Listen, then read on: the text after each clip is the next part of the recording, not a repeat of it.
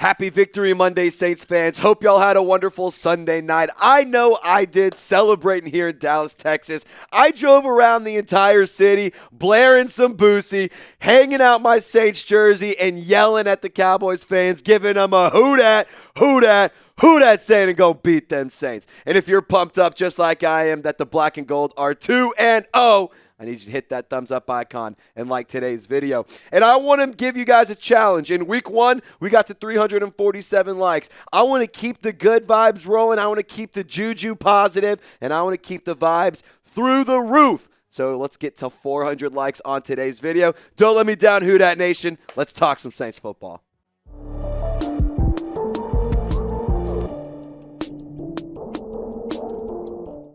It is time to put some respect on the name, the New Orleans Saints. So many times this offseason, the black and gold were written off. So many times they were not picked to win the division. So many times I was told that this football team was not good. Well, it was just the Panthers. Now it was just the Cowboys. Let's have some fun. Really quick, got to give you an update around Taysom Hill, some positive injury news around him. Yesterday, he left the game with a chest injury and did not return to action. However, he went to the hospital to get some testing done and, just some precautionary stuff, make sure everything's all right. Everything seems to be A-okay. Really quick, I think that the verbiage here is really funny, by the way, not trying to make light of this, but tight end, fullback / everything, Taysom Hill. I mean, that's literally what it is. You might as well just throw the flex position on his name right there. But really quick, just to give you some context for how we're going to do this today in Overreaction Monday. Got a brand new graphics package for you and some new graphics I want to share with you guys. Really excited to roll this out. We're going with a rumor meter or a reality meter, I should say. And we're going to go with Who Dats. So 1 Who Dat, there's a little bit of truth to it. 2 Who Dats, people are talking. Maybe there's a little bit more truth. Maybe there's actually some smoke around this. 3 Who Dats, it's pretty likely, but it's not 100% a fact. And then 4 Who Dats, you better believe that we are spitting facts. So let's get into Overreaction numero 1. Derek Carr will be in the MVP conversation. I'm going to give it 2. 2 Who Dats. I really, really have been impressed with what Derek Carr has done so far.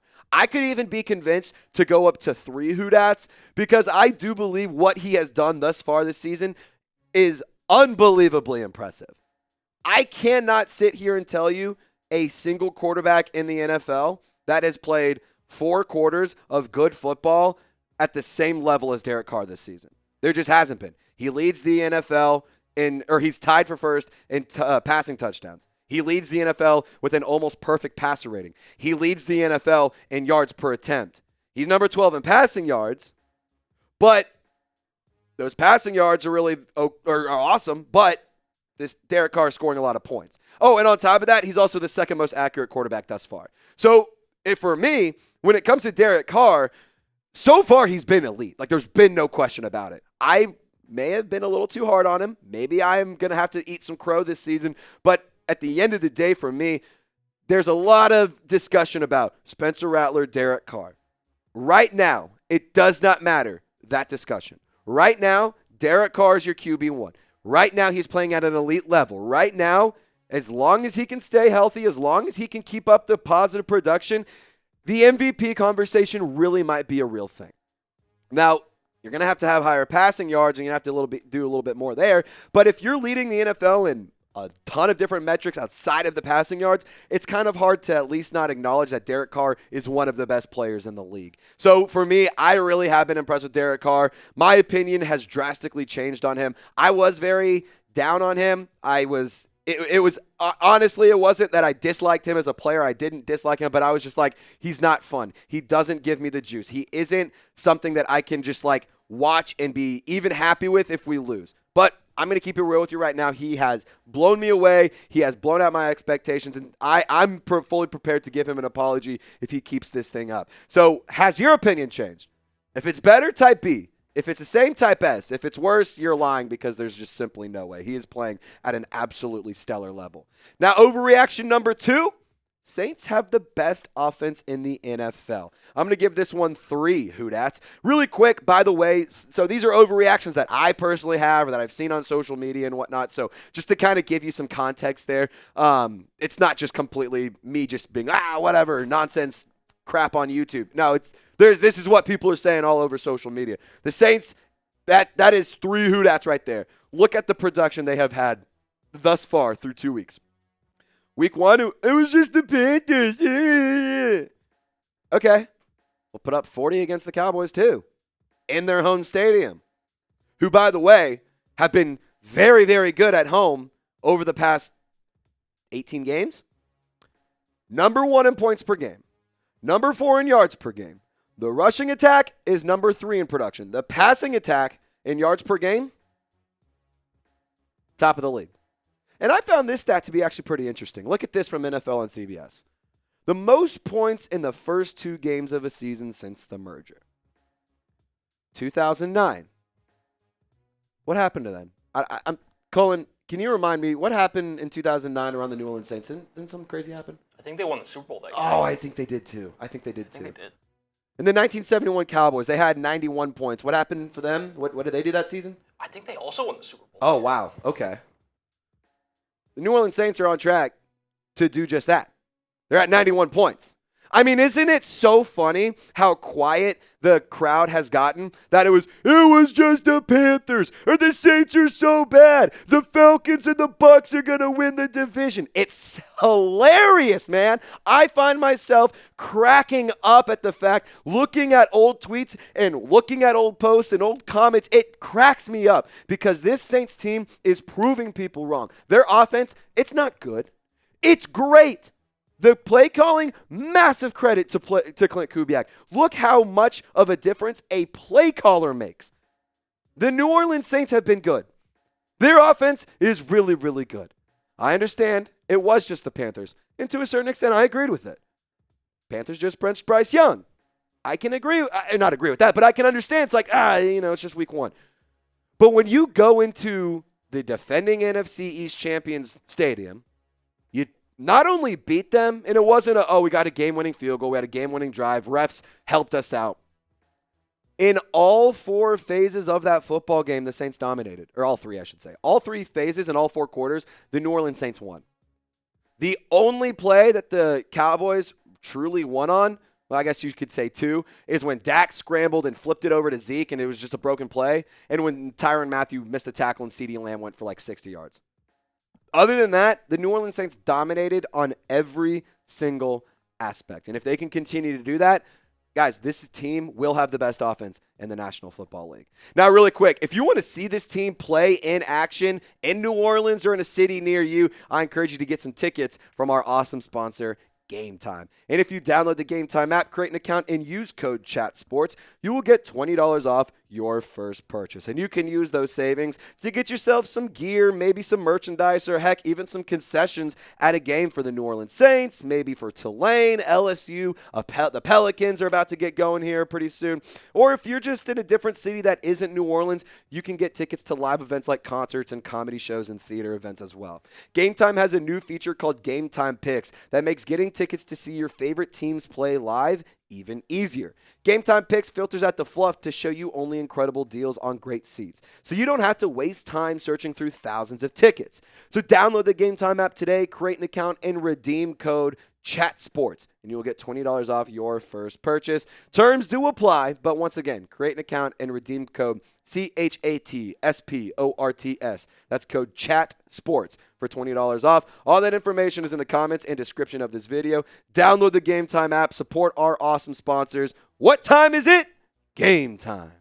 You know what else? What other time it is? You know what else? It's time that we have an honest conversation and we give Alvin Kamara his flowers, because I truly do believe that Alvin Kamara is still a top running back in the league. You best believe that, baby. I'm giving it 4 Hoodats because look at the numbers.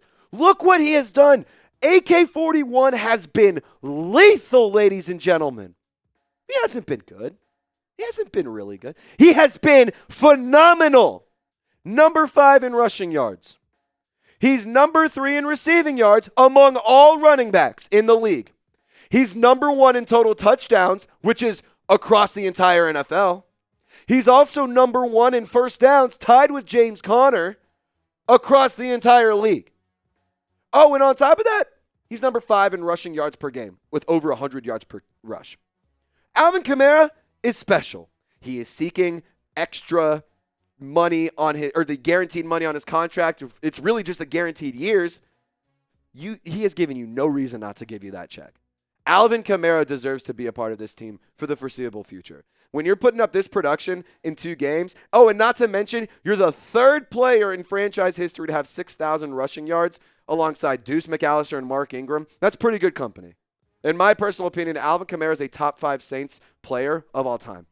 He deserves to retire a Saint. And really fast, I'm going to just ask you to show some love to Alvin Kamara. Get in the comment section. Show him some love, man. I absolutely love this player. But I got a challenge for you. We were trying to go for 400 likes, but I'm also want to see, can we get 41 subs for AK41? I mean, I'm just like him. I got to sit back, take a break, take a load off real quick because I feel like I just ran 70 yards, 50 yards down the field. I feel like I just rushed for over 100 yards a game after watching him play. It is absolutely electric to see him play. But on top of that, if you do subscribe, you get daily Saints videos, live shows multiple times a week, and a lot of awesome fun content. And you get to join a really cool community. So subscribe, not for me, but for AK41.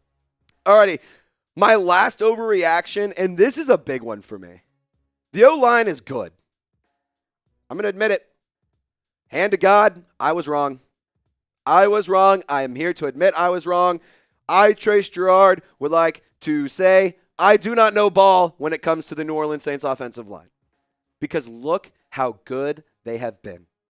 You have 2 players that are number 1 in terms of their PFF grades at their respective positions. Lucas Patrick and Eric McCoy. But I don't even want to talk about them. I want to talk about the tackles. Trevor Penning and Talise Fuaga, unbelievable. And not to mention Cesar Ruiz on the screen pass that Alvin Kamara took. He was running, I believe it was 17 miles an hour. 17.2 miles per hour on that screen pass. He was huffing, puffing, but he was elbows to ears, chopping it all the way downfield. Trevor Penning has been really good thus far. Talise Fuaga has been exceptional this far.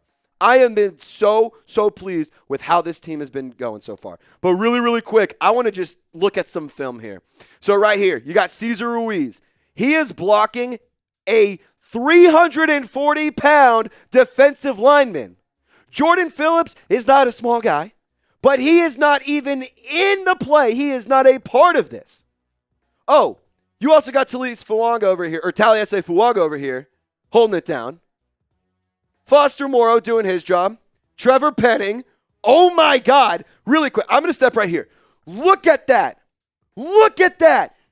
That is literal murder. There are people who go to jail for less than this. Trevor Penning, that man has a family. You need to relax. And then right here, you have Alvin Kamara, just field vision. All you have to do is just give him a lane. I would just like to take a second, and I'd like to formally apologize to the offensive line. I have said Cesar Ruiz is very frustrating. I have said I have had my concerns about about Trevor Penning. I have said that Talise Fuaga, or Talise Fuaga might be one of the only good offensive linemen outside of Eric McCoy. I was wrong. I'm man enough to admit when I'm wrong. And that was one of those times. So for the New Orleans Saints offensive line, just keep it up. You got the good mojo. You got some good confidence. You limited to Micah Parsons and DeMarcus Lawrence, completely took them out of the game. They were not a factor in any form or fashion. Got a tough matchup against the Eagles this year. All that being said, you got hot. Now it's time just to stay hot. So if you want to keep the wins going, we did this last week. We're not trying to change things up too much because we want to keep the vibes going. If you want the wins to keep coming, smash that like button, hit the thumbs up icon. And Saints fans, y'all stay golden. We will see you next time.